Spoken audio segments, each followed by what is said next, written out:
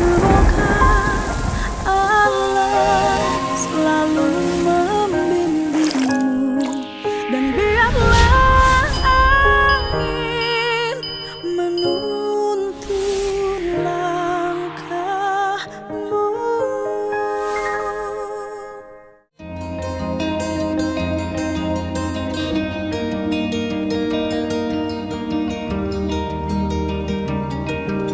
Saya ingin Jawa Barat anaknya rata-rata sekolahnya SMA. Penting, meh naon, meh teu kawin umur 14 tahun.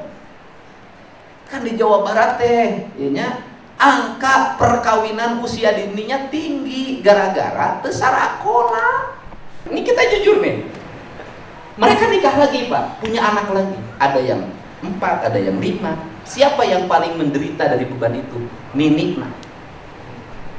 Biaya nikahan, biaya reuneuh, biaya ngajuru, biaya 40 poe, sakola TK. Mohon maaf, apa dampak dari ini? Mereka yang 2 kali 3 kali cerai ini bekerja, Pak. Di mana bekerjanya? Mungkin ada yang tertampung di industri, mungkin ada yang jadi asisten rumah tangga, mungkin ada yang bekerja di sawah, tapi oke kan aya nu bekerja lalu tiba-tiba ngecekan pasekna. Saya kata di mana-mana. Dan itu banyak orang Jawa Barat. Sedangkan Jawa Baratnya mengklaim sebagai provinsi religius. Kalau religius, provinsi Jawa Barat beresin. Nah ini yang harus dibuat. Caranya bagaimana? Ya walaupun itu caranya nanti bikin edaran dong pada seluruh daerah. Keluarga saat anak masih di bawah umur menikah, maka walaupun itu menurut kaidah agama mungkin diperbolehkan saja asal sesuai dengan syariat, tetapi dari sisi aspek perlindungan kesejahteraan, pelindungan anak-anaknya ke depan kan harus jadi bahan perhatian. Banyak juga yang tidak punya surat nikah. Anu boga surat nikah ge cantang tuh kebagian warisan pendidikan, banyak yang tidak diperhatikan, apalagi yang bapaknya tidak ada dalam akte kelahirannya.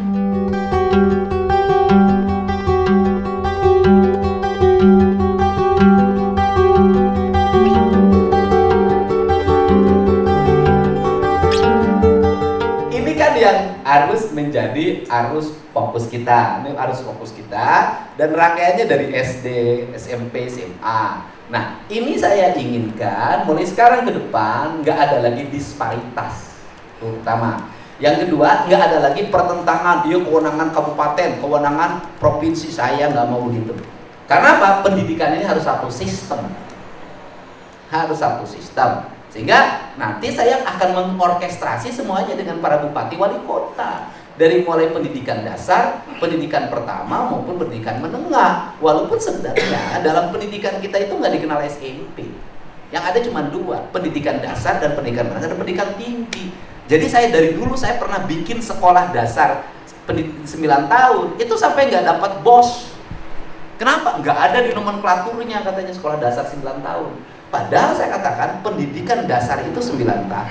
Jadi SMP itu kategorinya bukan pendidikan pertama, tapi pendidikan dasar harusnya. Dari pendidikan dasar terus pendidikan menengah. Di kita ini memang aneh-aneh. Nah, jadi kabupaten kota itu berkewajiban pada penyiapan sumber daya di pendidikan dasar. Kan gitu loh.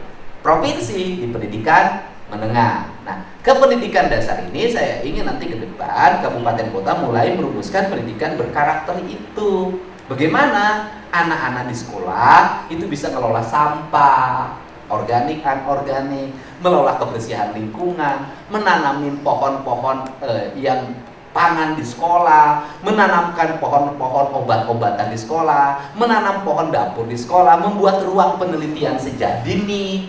Saya ingin ya, walaupun mungkin nanti kurikulum itu bagaimana, seluruh kurikulum ini mengarah pada produktivitas. Saya berikan contoh berulang-ulang. Pelajaran matematika misalnya, pelajaran matematikanya diarahkan pada produktif, sederhana rumusnya. Pelajarannya adalah, nah, halaman rumahmu luasnya berapa, panjang berapa, lebar berapa. Oke. Kemudian halaman rumahmu itu dicangkul kedalaman berapa. Kemudian setelah dicangkul, nanti disiapkan menjadi tanaman areal jagung. Satu lubangnya di tanaman areal padi gogo misalnya kan. Satu lubangnya diisi oleh 3 butir gabah benih. Kemudian oleh kamu hitung dari 3 benih itu nanti menjadi berapa batang. Dari sekian batang itu nanti menjadi berapa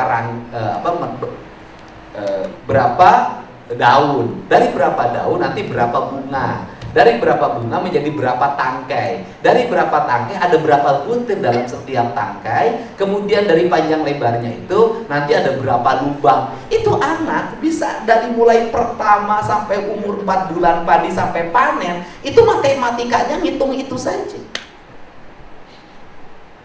Dan kemudian diarahkan pada arah penelitian, bagaimana riset dilakukan, maka tanah di situ dibawa ke sekolah, dilihat labnya, berapa unsur haranya, berapa oksigen dalam 1 butir tanahnya.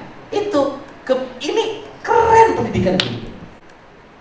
Saya nanti biaya laboratoriumnya sehingga ngerti anak. Jadi persyaratan padi agar subur yaitu pH-nya harus berapa persen. Itu belilah alat pH-nya, ngerti. Kemudian nanti terintegrasi dengan peternakan. Setiap pelajar di desa, terutama di desa, itu pelajar laki-laki harus punya 2 ekor domba. 2 ekor domba itu melahirkan berapa butir kotoran. Dari 1 butir kotoran itu nutrisi pertaniannya ada berapa, dirumusin. Nanti terintegrasi dengan biologi, terintegrasi dengan fisika, terintegrasi dengan kimia, nanti sampai ke arah marketing, bagaimana dia mengelola beras, apakah dijual langsung dalam bentuk gabah, atau kemudian dia bikin timbel, bikin warung nasi di sekolahnya, depan rumahnya. Pak, keren Pak.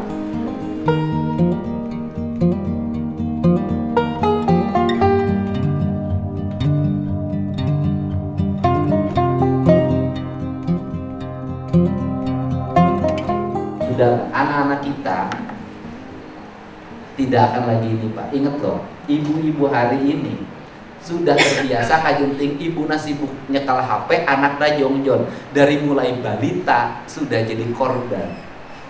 Anak saya itu pertama korban, hari ini sudah berhenti, gak boleh sama saya. Gak boleh. Kenapa? Ini otaknya sudah terfokus dan terprogram oleh orang lain. Cara kita ini hari ini harus lepasin itu. Kemudian merdekakan mereka, arahkan pada hal yang produktif, kemudian bangun kemajuan negara. Kenapa? Karena bangsa kita ini dalam ancaman masa depan. Ancaman utamanya adalah 1, kita kekurangan gizi dan protein, 2, kekurangan nutrisi, yang ketiga otaknya juga kekurangan nutrisi.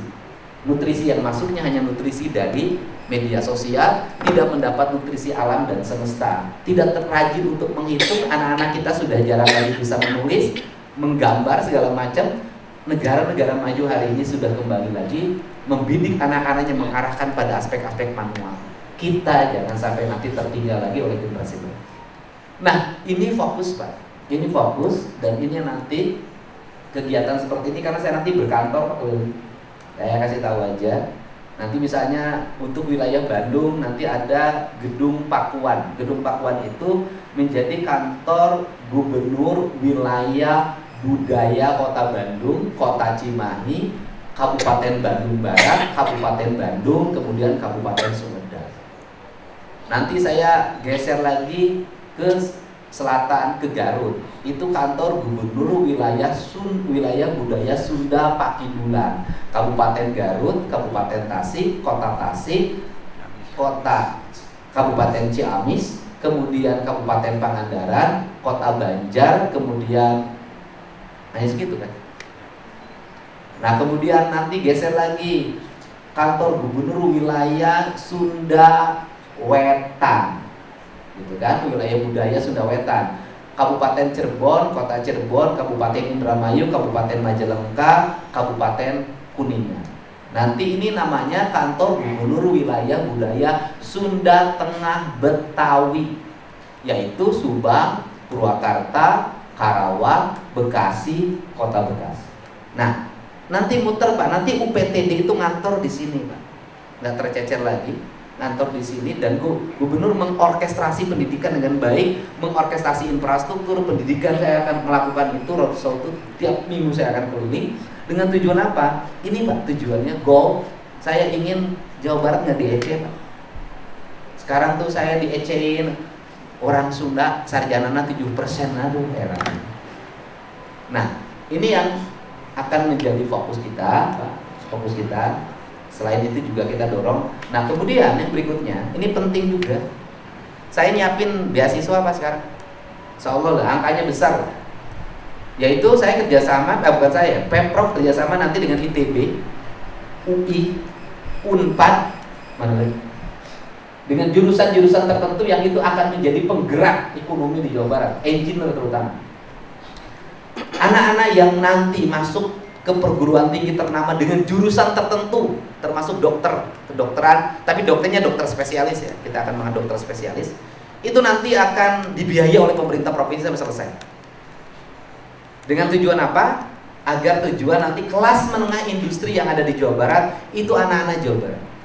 Kita tiap hari mau demo pabrik, tiap hari rekrutmen tenaga kerjanya, ada dua hal yang terjadi menurut saya. Satu, kelas menengahnya tidak ada di industri itu.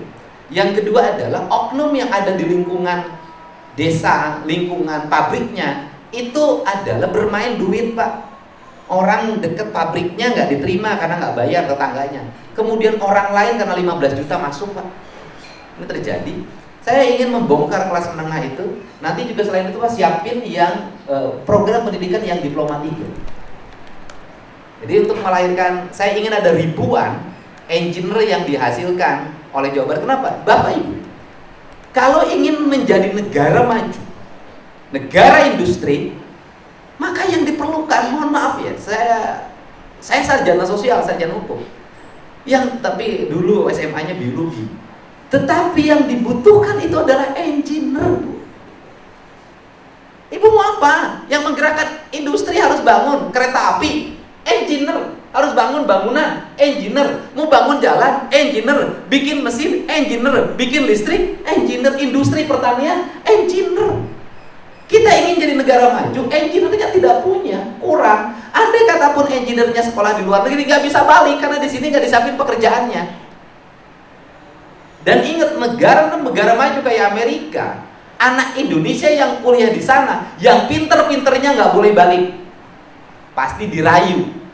Kerja aja di sini gajinya gede. Di Indonesia mah ripuh jadi honorer. Ini Pak Habibie dulu itu kan banyak menyekolahkan anak ke luar negeri. Tetapi juga harus, menurut saya, yang sekolah ke luar negeri itu harus dibatasi usianya. Maksimal umurnya 30 tahun atau 35 maksimal. Ulah aki-aki nu sekolah ke luar negeri beasiswa ane balik rek naon. Yang muda-muda. Nah, makanya ini yang anak muda. Saya ingin melahirkan anak muda Jawa Barat. Anak muda Jawa Barat yang ahli di bidang teknologi informasi, ahli di bidang bangunan, ahli di bidang arsitektur, ahli listrik, kemudian ahli pertambangan, kemudian ahli membangun tenaga kelistrikan, banyak lah, perketrapian, transportasi, semuanya. Subang sebentar lagi bangun lagi hampir 32.000. Berapa engineer yang dibutuhkan? Pasti dari negeri yang punya ininya, punya negara. Coba lihat Ibu, apa kita nggak iri sama Cina? Cina udah nyiapin engineer-nya lama. Orang Jepang dulu bikin buku petunjuk pakai bahasa Jepang Pak. Agar apa? Agar dia menguasai teknologi dan orang lain tuh gak bisa mudah mencuri. Indonesia ini sebenarnya punya bahasa huruf Sunda, punya huruf Jawa. Itu kalau dulu kita pinter membaca masa depan, ditulis buku itu, nggak bisa juga. Indonesia mah beda. Indonesia mah lamun boga kabisate ditemong-temong. Contoh di bidang pertanian, orang lain namanya benih itu disembunyikan. Belanda bangun industri benih di situ, di Campaka, di Desa Benteng. Nggak bisa benih itu sudah ditanam, kemudian binihannya itu bisa, binihnya nggak bisa lagi ditanam karena teknologi Indonesia mah lain. Boga manggu alus diumumkan, engke lamun beli binih manggu di main. Akhirnya lainnya jual apa jual binih. Begitu binihnya nyebar di mana-mana, eleh mangguna karena sudah dicuri orang lain. Nah, ini kita ini Bager pisan kurang mah eusi beteung teh ditempokkeun. Gitu. Nah, ini yang sekolah-sekolah. Nah, untuk itu sekarang SMK saya ngomong kayak kemarin kayak di Subang misalnya, mungkin juga SMS Jawa Barat, kurang 7 kelas, penuhi 7 kelas. SMA kurang 4 kelas, penuhi 4 kelas. Pokoknya setiap kebutuhan ruang kelas baru di sekolah-sekolah penuhi, bangun. Gitu loh. Kenapa? Karena Pak Prabowo sudah mengisyaratkan investasi pendidikan adalah masa depan. Itu penting. Jadi bangun sekolah. Jadi saya ingin pemerintah Provinsi Jawa Barat memiliki kecukupan sekolah, kecukupan ruang kelas, dan yang paling utama adalah sekolah yang bermasalah tanahna boga yayasan, tanahna digugat segera bayar, ngerakeun urang teh beunghar. Moal nya provinsi numpang ka tanah batu era tuh triliunan gitu. Loba. Gitu. Nah, untuk itu ini yang menjadi fokus tahapan-tahapannya itu, Pak. Tahapan-tahapannya itu saya mohon maaf kalau akan membuat capek banyak orang. Dan nanti para kepala sekolah jangan aneh kalau saya tiba-tiba ada di ruang kelas. Saya tidak akan pakai patwal, moal, bong, jika gering. Nah, itu ruang kelas. Nah, ini yang akan dibuat. Semuanya memiliki semangat. Terakhir, saya akan melindungi kepala sekolah seluruhnya selama benar dalam mengelola biaya operasional siswa. Saya akan kerjasama dengan seluruh stakeholder yang melindungi. Saya akan tunjuk pengacara di setiap kabupaten kota untuk tempat mengadunya para kepala sekolah dari pemerasan siapapun. Dan saya akan buat ruang layanan langsung pada saya kepala sekolah yang ada yang meras. Gak boleh lagi sekolah nanti beli barang ABCD yang tidak ada di BOS. Tidak boleh lagi melayani tiap hari orang datang ngaku wartawan, ngaku LSM, ngaku ya, belum tentu juga kan. Kemudian seperti pengaduan itu, kemudian tujuannya minta uang, jangan dilayani. Bikin ripuh, Pak. Sudahlah, alat untuk mengukur saudara-saudara itu adalah audit inspektorat, audit BPK, audit BPKP. Di luar itu nggak ada punya kewenangan. Tuh, harus memimpin, harus melindungi juga. Sarua kepala sekolah, sarua lah kelompok itu. Biar saya juga dulu pernah ada kepala SDT ngagantung mana biar.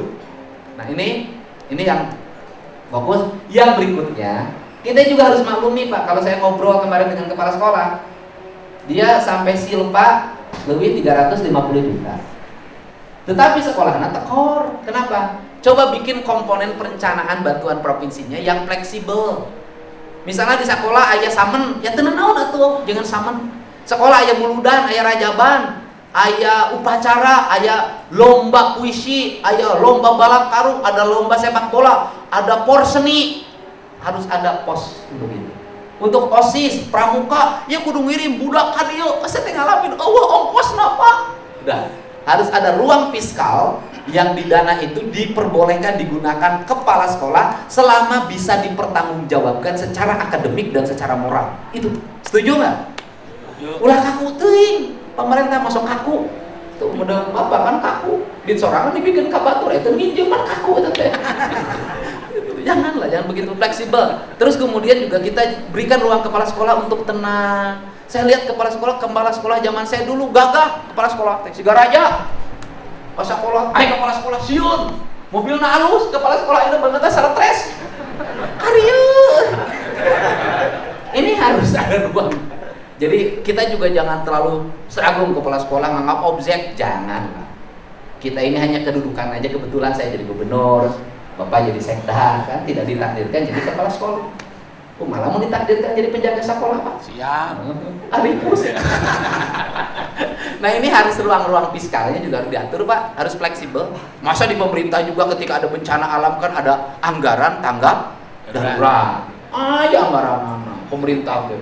Ayo BTT. Nah, kepala sekolah lagi harus di ruang di bantuan provinsi itu ada ruang di mana itu bisa digunakan kegiatan apapun selama itu berhubungan dengan dunia pendidikan. Terakhir, tidak ada lagi piknik. Sekolah, bom. Ya, tidak ada piknik mah 5 masing-masing. Terus yang berikutnya suka ada tuduhan, Pak, jual LKS segala macam. Yang itu hindarin, gak usah. Nanti kita rumuskan. Seragam sekolah jangan disiapin sekolah suruh beli siswana masing-masing lah, ribut, gak omongan. Sudah jangan jadi penyakit. duitna teu sabaraha, untungna leutik pi omongeunna cacapekeun teu geus budak asup sakola-sakola we. Sina meuli baju pramuka sorangan empek hanas mahal, urusan manehna lain urusan urang. Sudahlah. Jadi beban kita, nggak boleh ada penjualan buku di sekolah. Udah, sekolah guru. Terus yang terakhir, saya minta dinas pendidikan, guru ulah lobating aplikasi, lieureun. Tugas guru mengajar, lainnya laporan.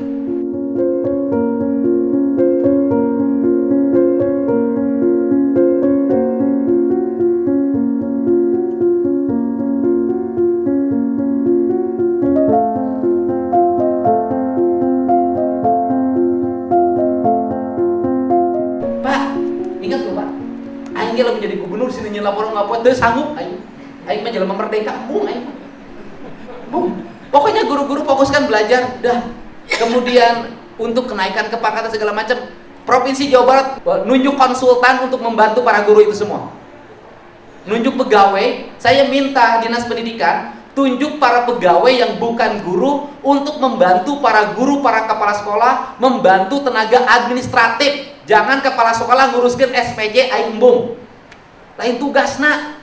Hiu. Dan numpang capekna jadi kepala sekolah tadi pariksa aing nyaho. Udah, tugas kepala sekolah mah mimpin, punya ide, punya gagasan. Aing ge lamun ngapoe, Pak Dedi unggal poe kudu nyeun SPJ teu sanggup aing. Kepala sekolah tuh berpikir gitu, ulah sibuk dipariksa. Kunaon Pak kepala sekolah teu asup mencret. Kunaon mencret kamari di parios, Pak. Emang ngandung sabaraha bulan sanes, Pak, dana bos. Udahlah. Coba siapin tim administrasi. Kan gubernur juga lancar karena timnya yang hebat. Ini saya minta Bapak hitung berapa jumlah sekolah kita, cek tenaga administrasi di sekolahnya ada atau tidak, cukup atau tidak. Cek juga kesejahteraan itu para pegawainya, tenaga administratif. Nah, fokuskan yang urusan administrasi mereka, fokuskan urusan kebendaharaan, urusan keuangan terpisah dengan urusan belajar mengajar di sekolah. Bila perlu ruang anaknya jauh, Pak, tong didinya.